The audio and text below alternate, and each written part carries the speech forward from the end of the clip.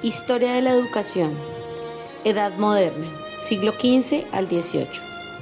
Presentado por Tania Gómez, Edinson Díaz, Juliana Salas. Y ahora, una aventura por la historia de mi escuela. Hola mis niños queridos, hoy vamos a viajar en el tiempo para descubrir algo bien chévere. ¿Cómo fue que nació la escuela? ¿Están listos, chicos? ¡Sí! ¡Pilas pues!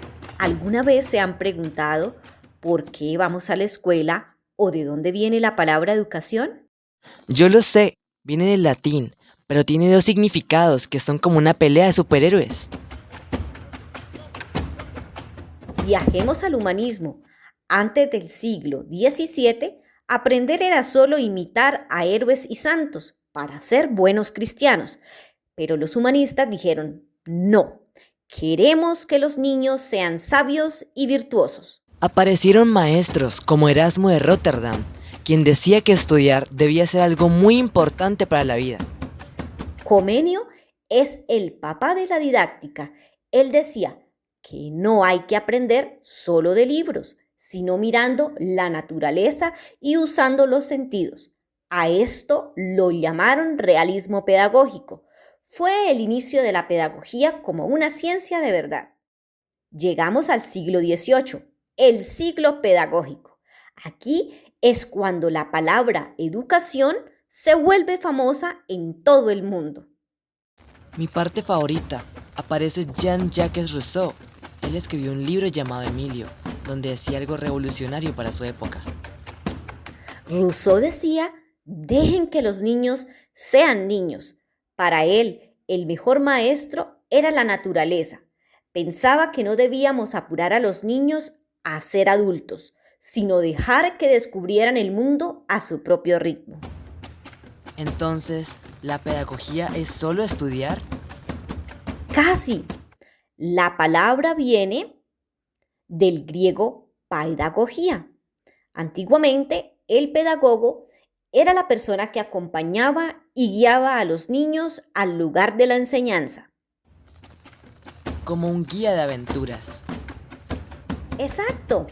Hoy la pedagogía es la ciencia que estudia cómo enseñar mejor para que tú aprendas con libertad, creatividad y mucha alegría. Así que la próxima vez que estés en clase, recuerda que eres el protagonista de tu propia historia. Continuemos explorando.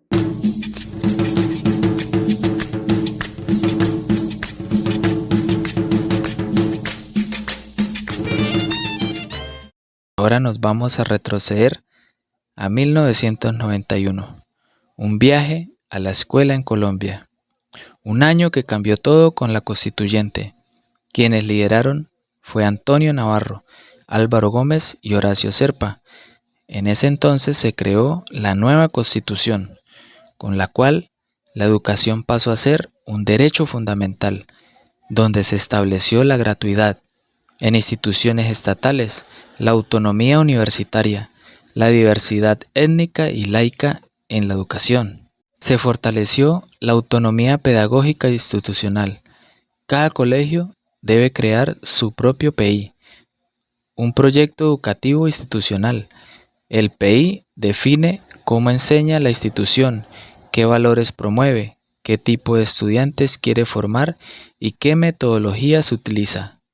Después de 1991 se buscó ampliar el acceso de educación inicial hasta educación superior. También les cuento que durante este periodo predominan varias corrientes pedagógicas. Entre ellos está el modelo constructivista. Este modelo impulsado por Jean Piaget y Lev Vygotsky, donde el estudiante construye su propio aprendizaje. Y el modelo crítico. Este modelo impulsado fue por Paulo Freire, el cual se basa en pensar, cuestionar y reflexionar. Todavía persisten desigualdades territoriales. Aún hay brechas de acceso, infraestructura y calidad en educación en zonas rurales.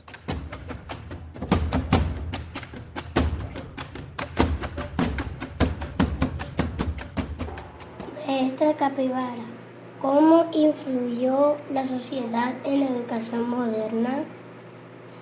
Durante esos siglos, la sociedad europea cambió muchísimo. Las ciudades crecieron porque había más comercio y trabajo, y pues eso hizo que la gente necesitara aprender cosas nuevas. ¿Y qué pasó con la gente? Surgió una nueva clase social llamada burguesía, formada por comerciantes, artesanos y profesionales que necesitaban educación para trabajar mejor. ¿Ellos necesitaban educación? Sí, necesitaban saber leer, escribir, calcular, organizar cosas. Por eso la educación dejó de ser religiosa y empezó a enseñar cosas útiles para la vida y pues para el trabajo. ¿Y cómo más personas pudieron aprender? Gracias a la imprenta de Johannes Gutenberg se hicieron muchos libros y así más niños y adultos pudieron aprender a leer y a estudiar, no solo los que estaban en los monasterios y en las universidades.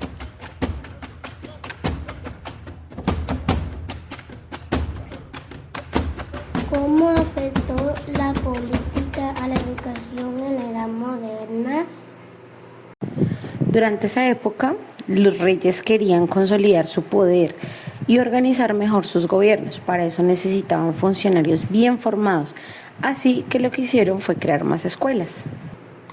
Entonces la educación también ayudaba al gobierno. Exacto. La educación se convirtió en una herramienta súper importante para formar personas, fortalecer pues el gobierno y también transmitir valores.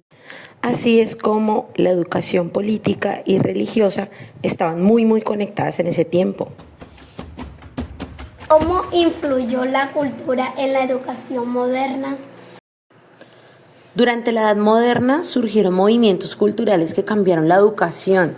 Por ejemplo, el humanismo renacentista puso al ser humano en el centro del pensamiento y movió el estudio de las humanidades, como cuáles: gramática, retórica, histórica, filosofía y claramente la literatura clásica. ¿Y qué enseñaban con eso?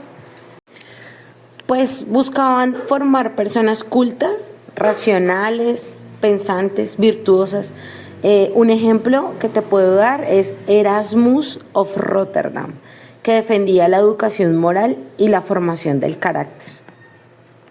¿Hubo más cambio después?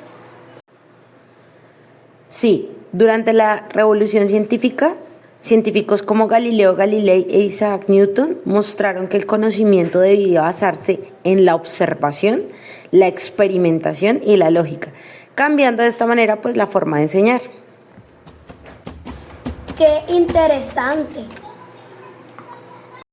En Colombia, los docentes enfrentan desafíos como adaptación a tecnologías, innovaciones pedagógicas y contextos diversos.